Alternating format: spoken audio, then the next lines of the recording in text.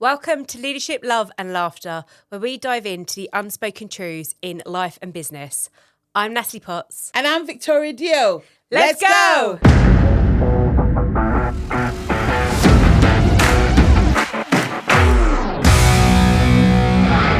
Hello there. Welcome to Leadership, Love and Laughter. My name is Victoria Dio and you are? Natalie Potts. Whoop, whoop.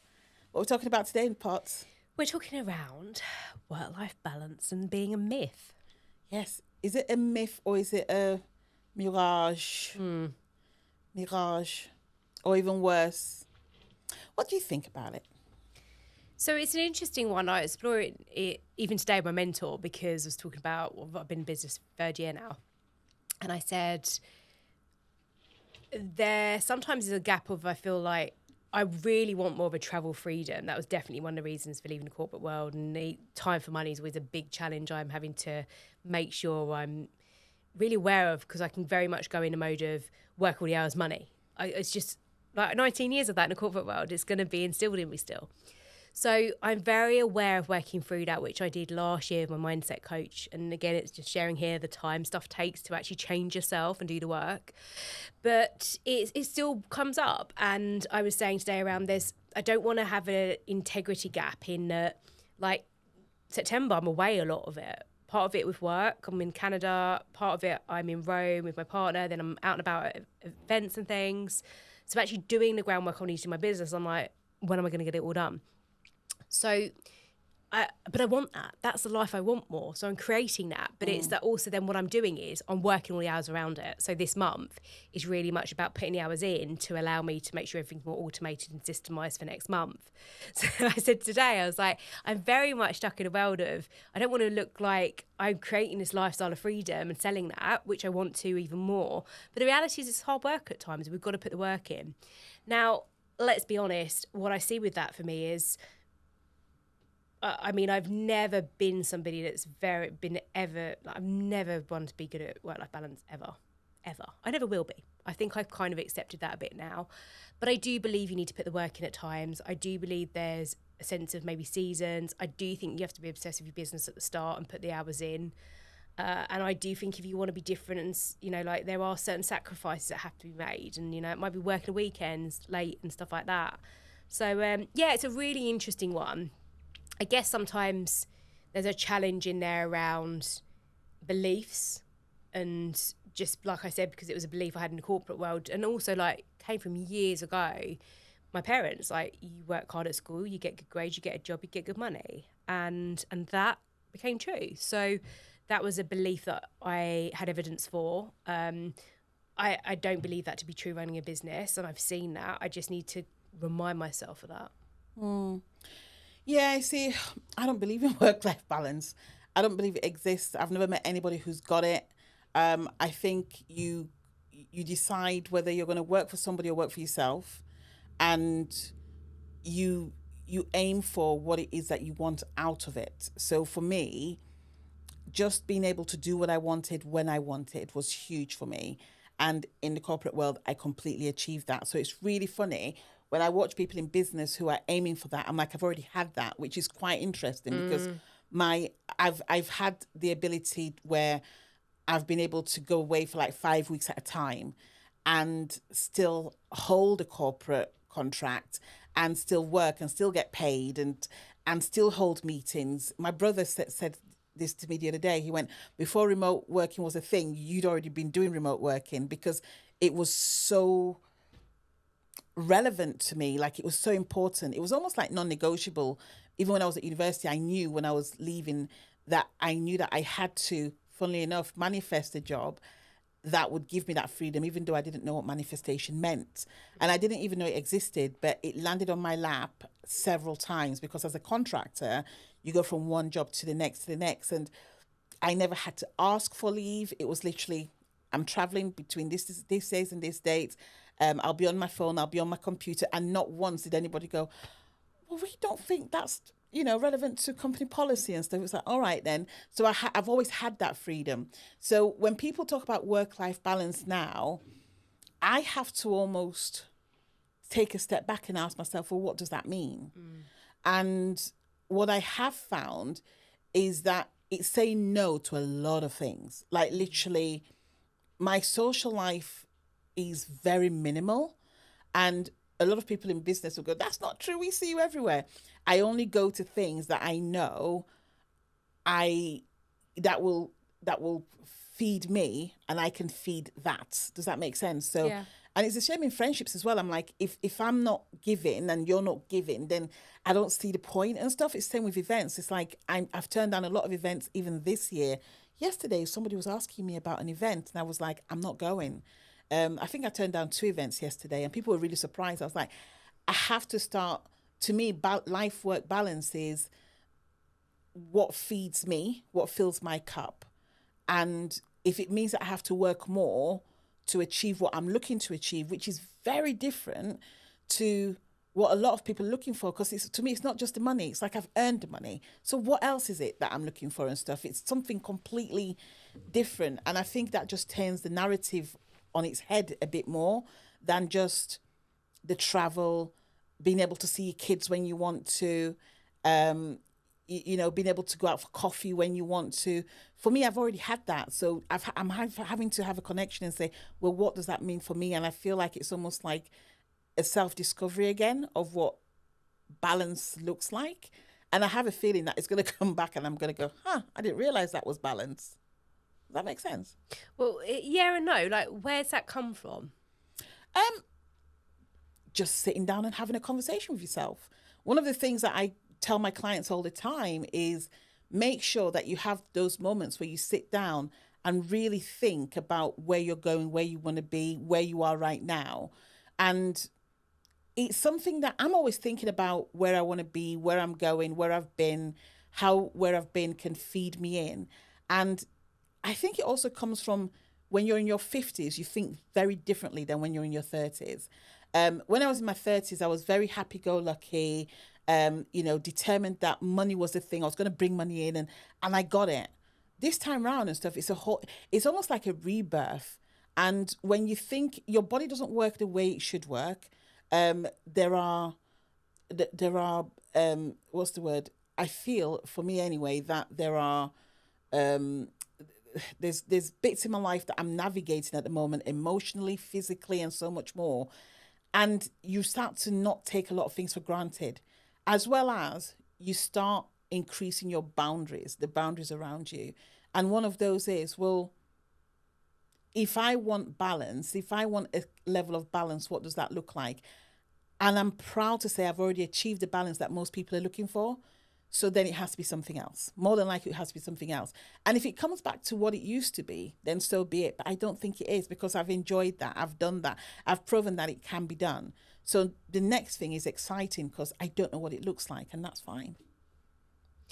When we go back to, I guess, work-life balance, what are you saying about clients there? What are you seeing are the challenges for most people that come up around work-life balance? The biggest one is trying to live somebody else's work-life balance. So I know someone who has the work-life balance where she's worked really hard. She's created a great business behind it. She's created a massive fortune. Even if she stopped working today and stuff, she'd still be financially comfortable. A lot of people look at that and go, I want that, and try to emulate that, and they're not there. And as a result, and when I talk about integrity here, it's integrity within themselves. They're trying to emulate that, and they're not doing it. And they're not doing it. It's not, put it this way, the other person who's done it did it at a certain point in their career. A lot of people are trying to do it either earlier, and it's like, build your work-life balance, because your work-life balance is not necessarily going to be what somebody else is. You can aspire to that, but a lot of people are trying to be or live somebody else because it looks enticing. And of course it does. It looks enticing. It looks great. But what's yours? Does that make sense and stuff? So one of my biggest ones that I've always wanted was to sail around the world healing people. And I've had this vision for about 8 years. And it still holds. Don't you have a boat? Don't I have a boat? Yeah, well, you did. I don't have a boat. What you do out Did you buy me in Cameroon? Did you buy me one? out in Cameroon. No, I don't have a boat. I'm sure I've heard you say about this before, though. No, I don't have a boat, but I'll take it if you want to give it to me. No, I don't have a boat, but I'd love to. Oh, no, I think I heard you once say you went to an event and someone said they'd buy you a yacht or a boat Probably. or something. Yeah. Knowing me. And you would I would travel around the world doing Yeah, probably. And so, and I'll probably take it as well. But my point is, and stuff, it's like, that dream still stays, but it's still not part of what I would put into my work-life balance. Sure. Does that make sense? Like, that for me is a vision, and it's a long-term vision, and it will happen, and I have no qualms about that. But people struggle, to your question, people struggle to think for themselves. They're too busy living in other people's lives. Yeah. It's a bit like the whole reality TV thing. You know, that's what Instagram's like, right? It's like reality TV. So, you know, you're it's so funny. I was watching a thing today on YouTube, and we're talking about a couple who've just split up. Apparently, they're like really famous, this couple. I've never heard of them in my life, but apparently they're split up and stuff, and it's a whole thing. And people are more upset about that than what's going on in their lives. Yeah. Same thing about the work-life balance. It's like you're looking at somebody else living their life, and you're thinking, that's my, work-life balance.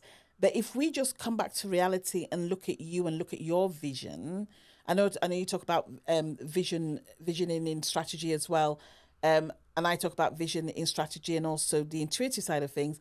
It is all about going back and just connecting to yourself and going, who am I? And what's Victoria's idea of work-life balance? And it cannot be Natalie's idea.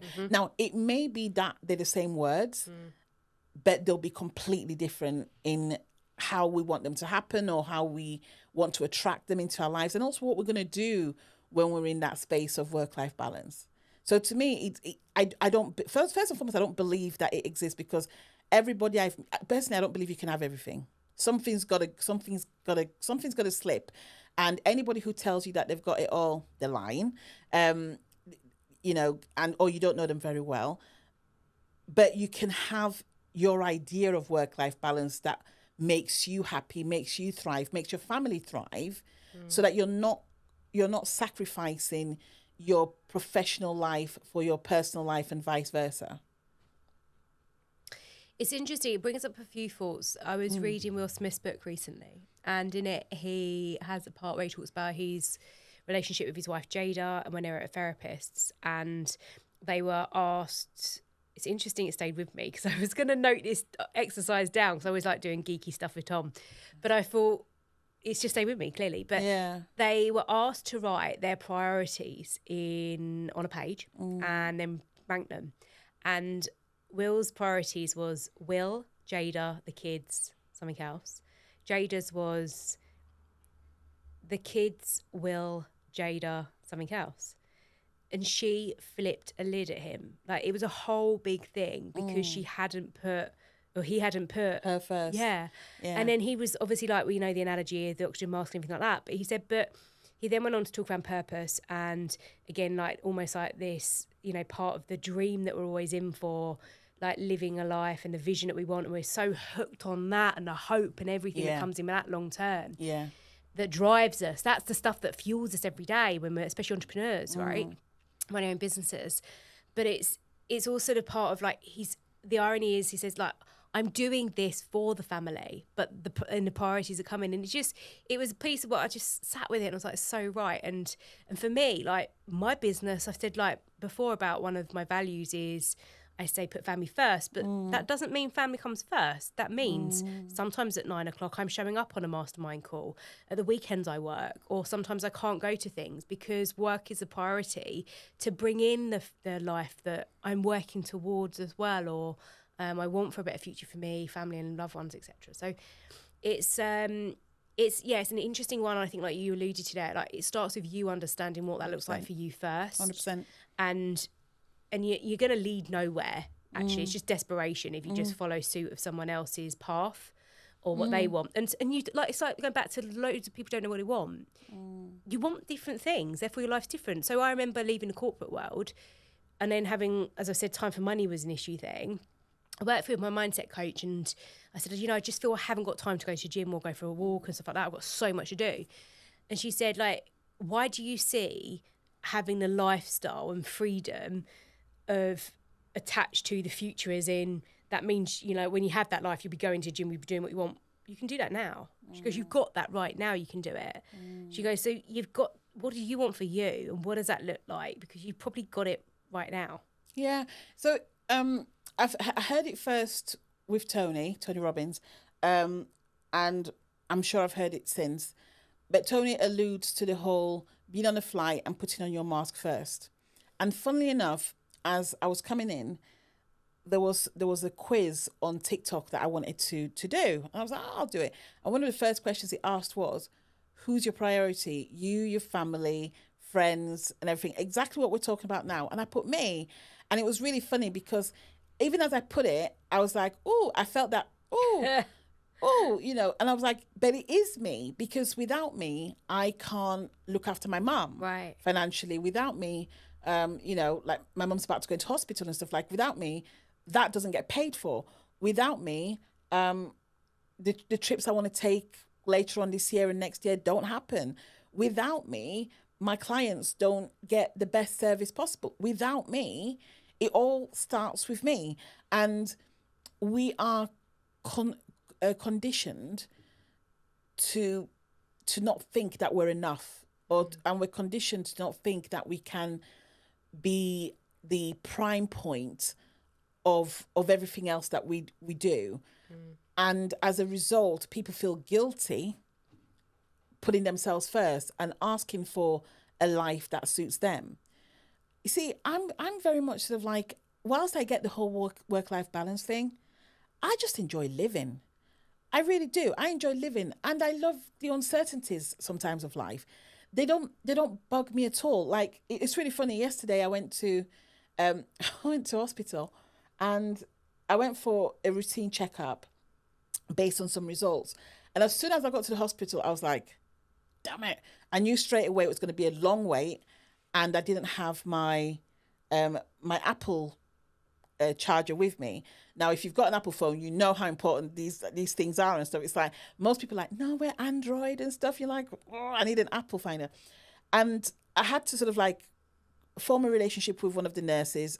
Luckily, she went and got me, the charger and stuff. But whilst I was there for 5 hours. But because I had my phone and I could do my work and answer emails and everything else, I was just taking my time. And at the end of the 5 hours, they went, oh, we haven't got your results.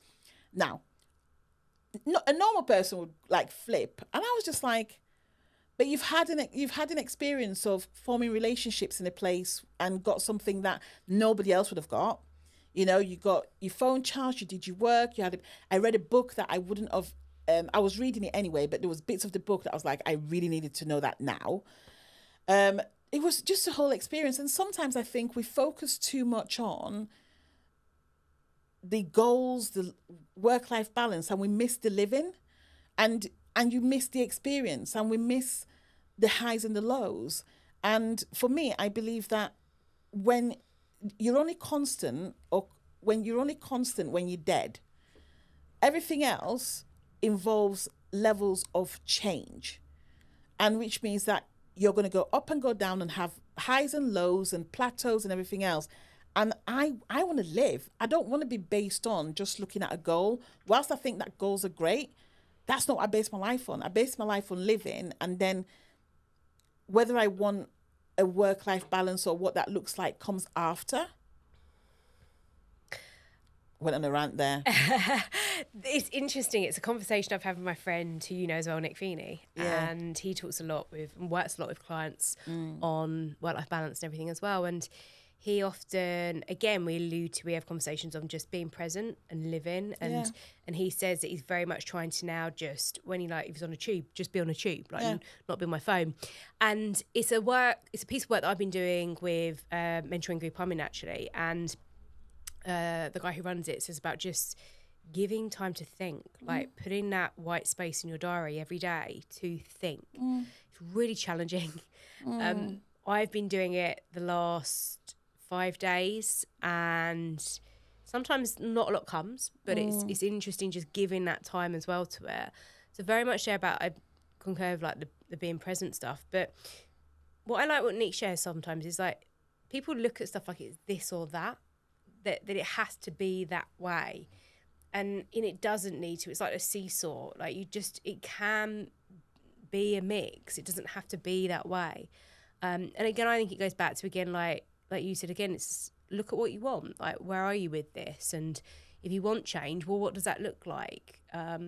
But there is something very much in about just being very present, being grateful for things, and like define some of those words to you. Like, what do they mean when you say stuff like work life, and what does balance mean to you?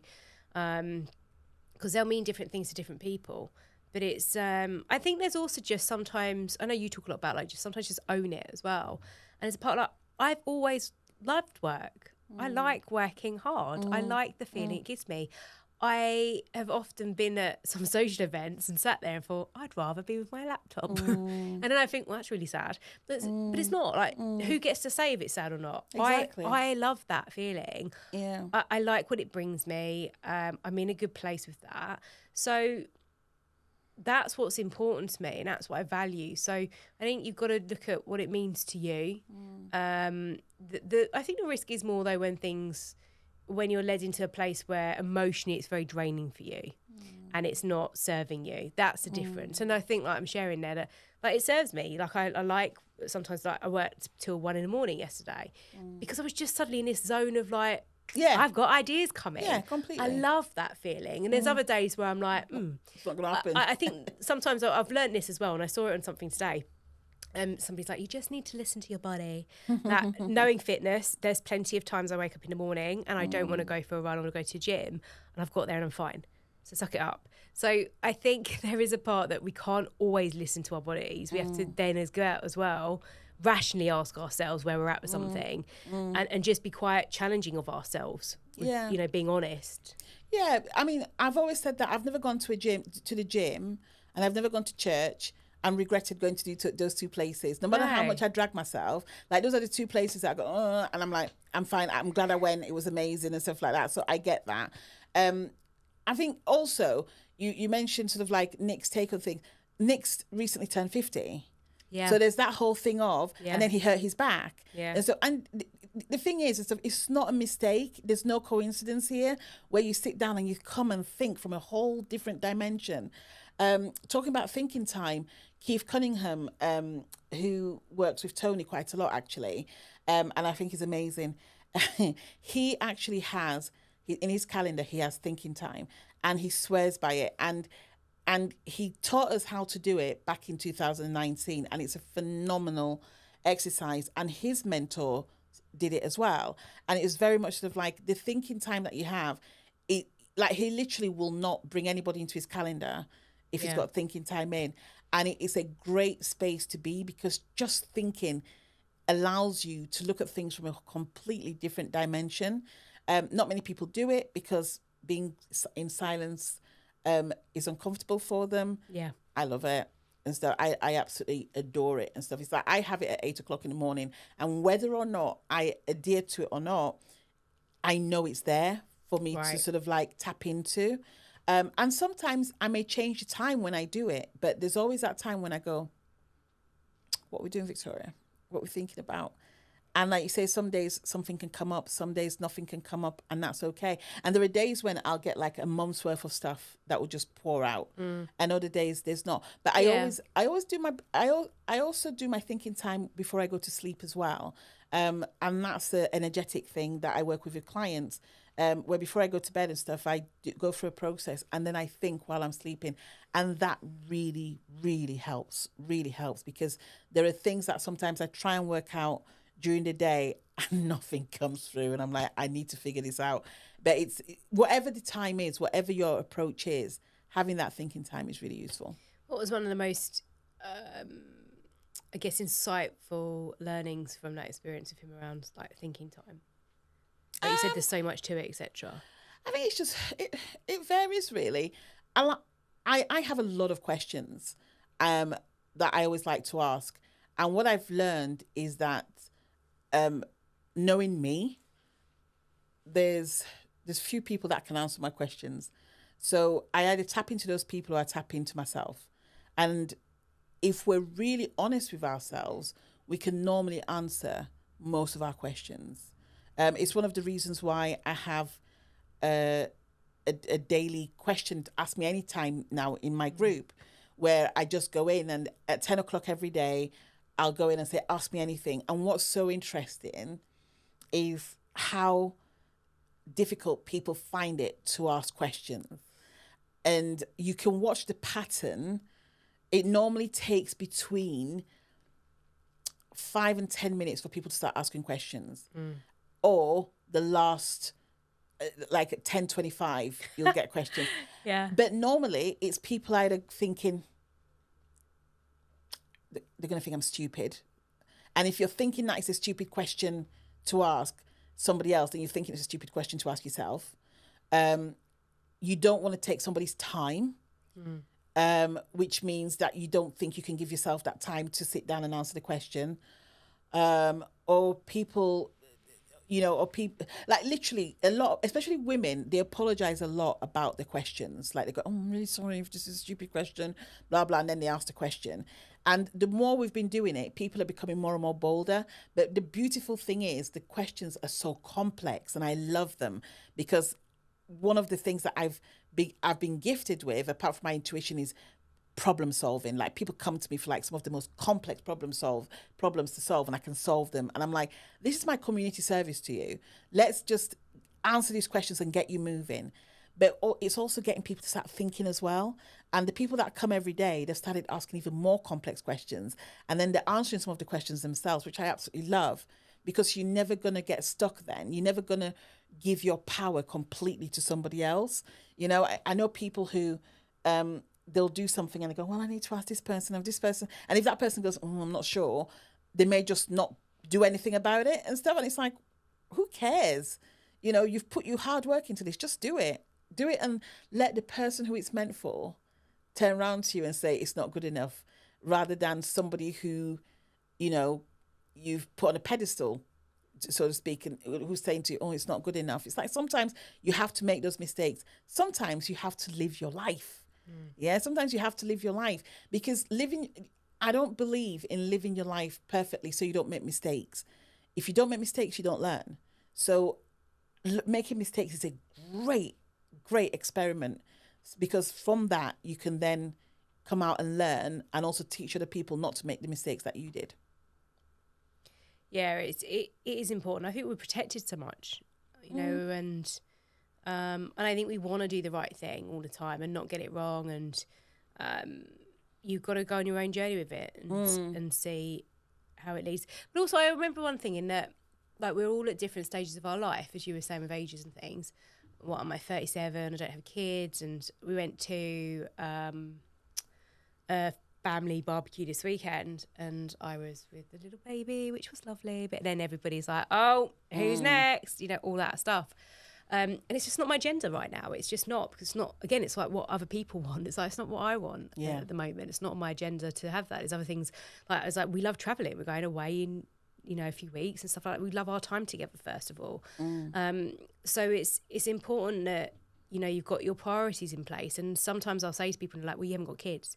Well, yeah, but that's not been a priority to me. That was to you at some point. So you have to, what my dad always says, and I love this, is that, can you live with the consequences of the things that you decide to do? And that's important to come back to. Like, you're going to make decisions in life, and to, like you said, slow down and think about it. Like, what does that look like to you longer term on things? Because it's maybe like the life you want isn't what people will expect you to have. And there's been certain things for me, it's like, I don't want that life. And that's part of why I left the corporate world. So I said, the vision you have for me isn't the vision I have for myself in life. And so, again, with running a business, I want to be all in for a few years. I want that first. That's key for the life I want and I'm creating. And that's what it means to me now. And some things work on that and some things don't. And there are times when it's like, I've pushed too much, and there's other times where it's not. But that's the learning. And I think the difference in that caveat is that, as you said, you have the right people around you and you create the right environments to foster the best growth you can, but to also then for people to support you in aligning you and navigating you back. That's what helps, I've found, but it takes time. Cool.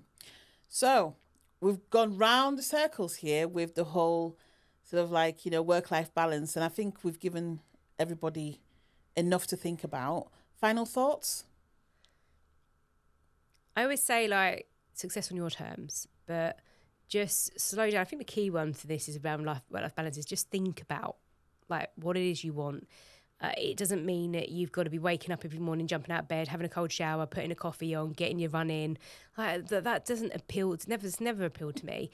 I tell you what did appeal to me when I was in corporate world, which was a big driver, was to wake up every morning, and I did it this morning, and just get a coffee, get my book, and just be in quiet for a bit, just an hour quiet, because my brain functions very differently in the morning.